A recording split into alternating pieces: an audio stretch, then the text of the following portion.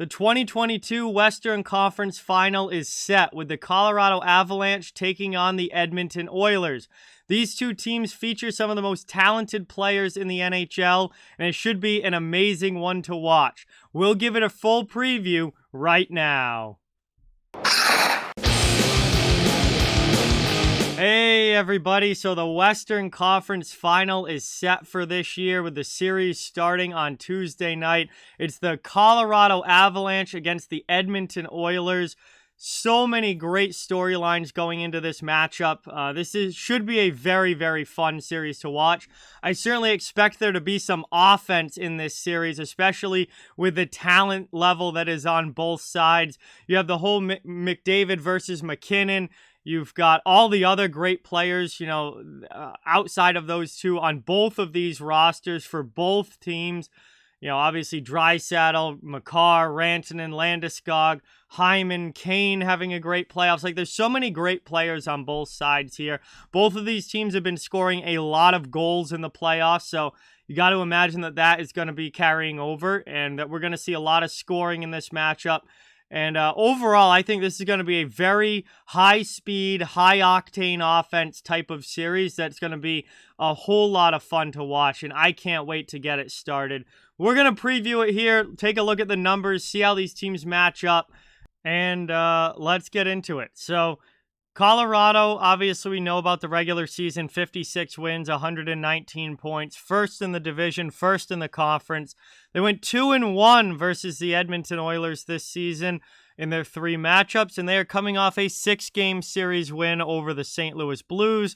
They won 4-2. I'm not going to focus too much on the regular season numbers because we've already talked a lot about them throughout these previews of previous series, but want to keep up with the playoff numbers, which are ever evolving. Colorado now is up to 4.30 goals for per game in the postseason so far, which is second best among playoff teams.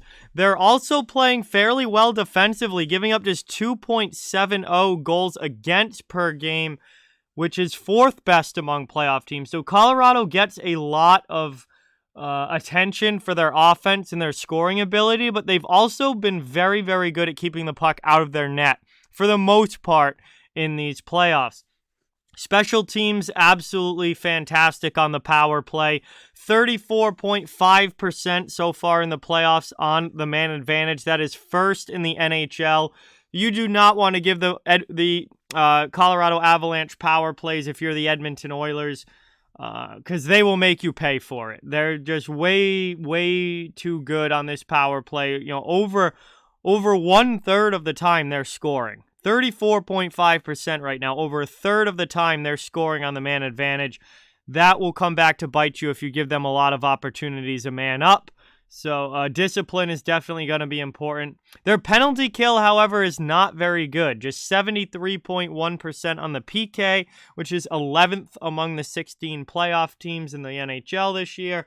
And that's definitely an area. It wasn't great in the regular season, and it's still not great in the playoffs. So their PK is definitely an issue. And for Colorado here, obviously they want to get power play chances, but they can't afford to take penalties themselves. If you're the team playing Colorado, you can't afford to take penalties because Colorado's power play will eat you alive, but Colorado can't really afford to take penalties either because their penalty kill is not very good, and it will end up quite a few times in the back of the net. So, I think this is going to be a series where both teams are going to want to stay disciplined, stay out of the penalty box, keep it 5-on-5, keep it even strength, because both of these teams have the talent and power play ability to absolutely light it up on the man advantage. And if you give them those opportunities, we're probably going to see some very high scoring games because they're going to score on a lot of them. So being disciplined and staying out of the penalty box here is definitely going to be an important part of this series and trying to keep this even strength as much as possible. On the other side of things, we've got the Edmonton Oilers, who have won 49 games this year, 104 points in the regular season, second in the Pacific Division. They went 1-0-2 versus Colorado in the regular season. Both the games that they lost came in extra time. One was overtime, one was a shootout. So they've played very good, close games with the Avalanche. They're coming off a 5-game series win over their arch rival, the Calgary Flames.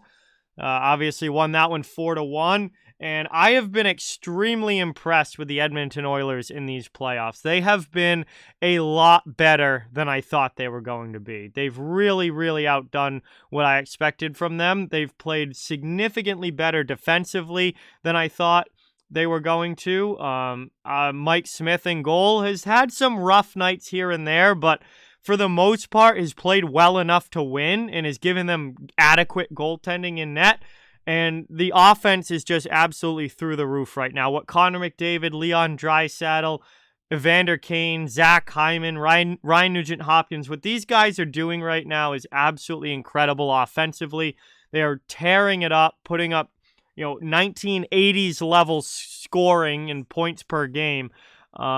It's just something that you don't see very often in the modern NHL, but these guys are capable of doing it. And I have to say, I was a big doubter of the Oilers most of this season, certainly in the playoffs, and they have proven me wrong every step of the way.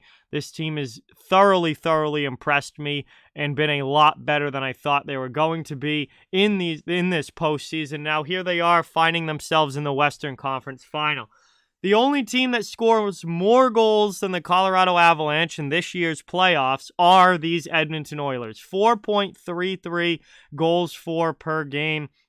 Also just giving up 3.08 goals against per game, which is 5th best among the playoff teams. So, Edmonton's the highest scoring team and they're top 5 as far as keeping the puck out of the net.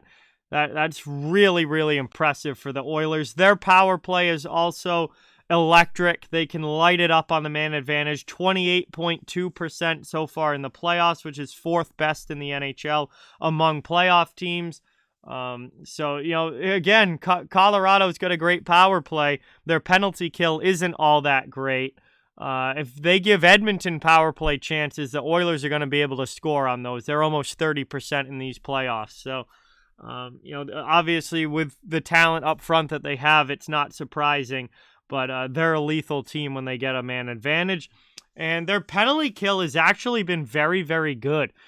Significantly better in the playoffs than it was in the regular season. They're up to 85.4% on the PK in the playoffs, which is 6th best among playoff teams, but significantly better than Colorado, who's down at 73.1% on the PK. So Edmonton definitely has a clear advantage there in killing penalties, but both teams are extremely good on the power play. And I think if this does become one of those series where there are a lot of penalties or a lot of power play chances, I think the power plays are going to win out over the penalty kills, and this could turn into a very, very high-scoring series because just the talent and the ability up front that these guys have with their who they have on the ice in a man advantage situation, I think that scoring eventually would end up overpowering the penalty kill. Whether it's a good penalty kill or a not so good penalty kill, I think the offense would win out in those situations more often than not.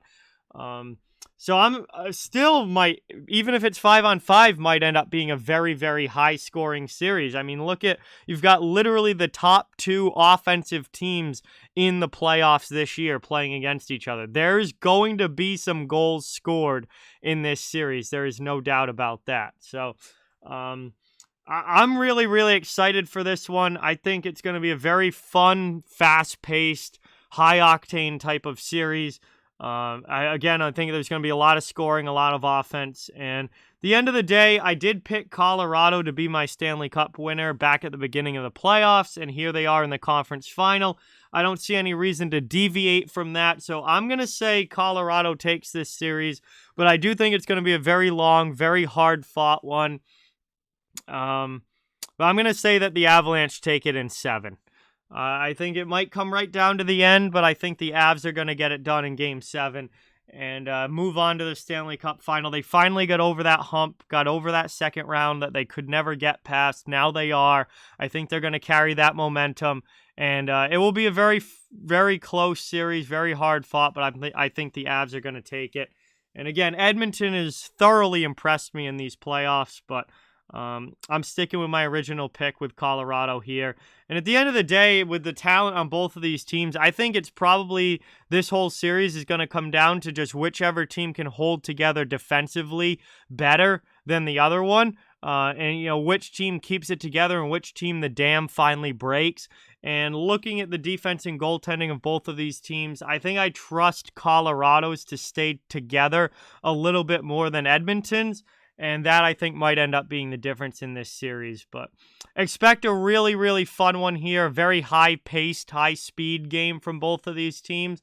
And that should make for some great hockey in the conference final out west. So there's my preview of the 2022 Western Conference Final between the Colorado Avalanche and Edmonton Oilers. Thank you guys so much for watching. And with that, please don't forget to like, comment, share, subscribe, follow on social media. All those links are down in the description. If you'd like to further support the channel, the links to our merchandise store, membership, and donations down in the description as well. Keep spreading the word about this channel. Let's keep this thing growing. Thank you so much for watching. Hope you enjoyed the video, and I'll talk to you guys soon.